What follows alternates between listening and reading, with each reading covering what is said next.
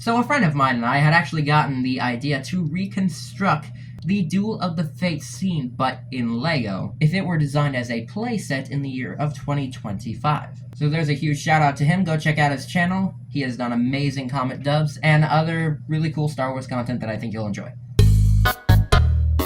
Now, to be honest, I did kind of like the Duel on Naboo playset when I first got it, but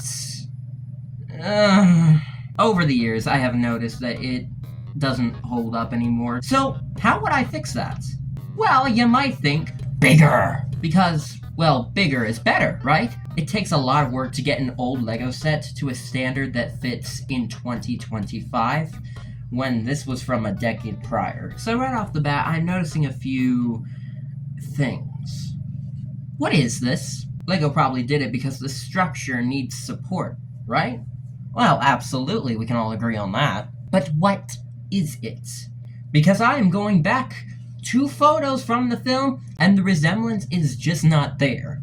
So did LEGO take some creative liberties and just didn't want to include something a little bit more accurate? And on top of that, we can see this laser wall.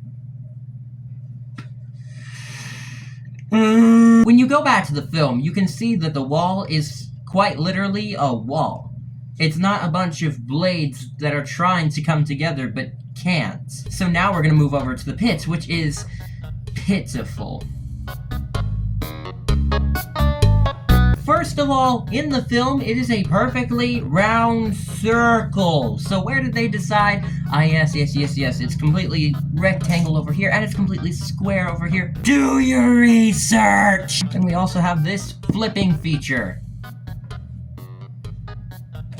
I know quite a lot of people actually say that it's perfect, and it works very well with what LEGO was trying to do, you know, with Obi-Wan flipping out of the pits.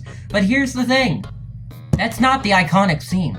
The iconic scene is when Maul takes his whole body and goes backwards, leaving us with a very lingering shot of his demise.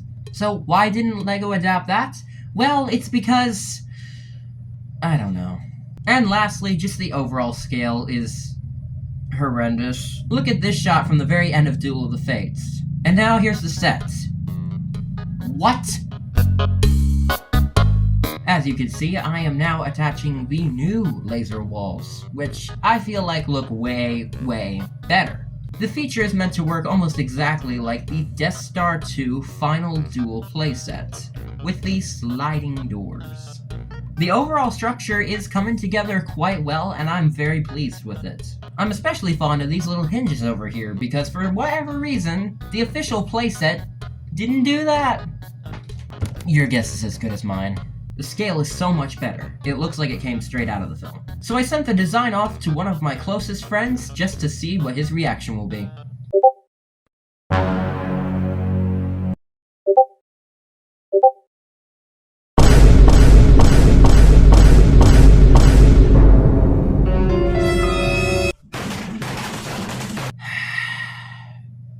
Alright, I guess I've got more work to do then. So now with Mark's help, we have changed up a lot of things. The color, for example. LEGO apparently didn't make any of these sliding door pieces in the color of transparent red, so we went with transparent dark pink. And I'm going to be honest, it fits. I mean, just look at some of these shots in the movie. Like, it almost looks pink. And of course, if you still wanted to call them the red laser walls, you can. I'm not one to gatekeep color. The hinges in the pits have been designed to look more like the film, and honestly, he's done an amazing job with that. Thank you so much, Mark. As you saw in the little montage, I did add stickers, but a few of them didn't make sense. So Mark had constructed this really cool laser emitter that is completely brick built.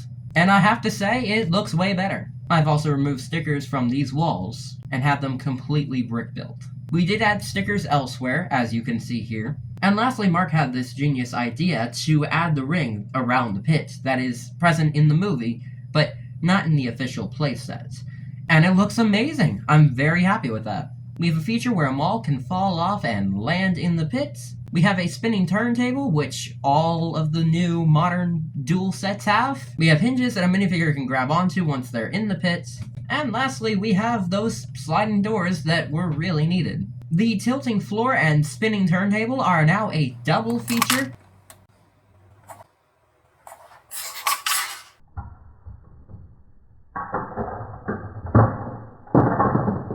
Though you can remove one of the lever pieces to operate them separately if you so desire. With all of that in mind, the digital model is finished. I could not have done this without him, so big shout out to him, and I'm going to link his Rebrickable account in the description so that you can go and check out his MOC designs. In this video, I'm going to be building I'm going to start the model by my brain, it broke, help! So Mark had constructed this really cool laser emitter, and honestly, I need to stop saying honestly.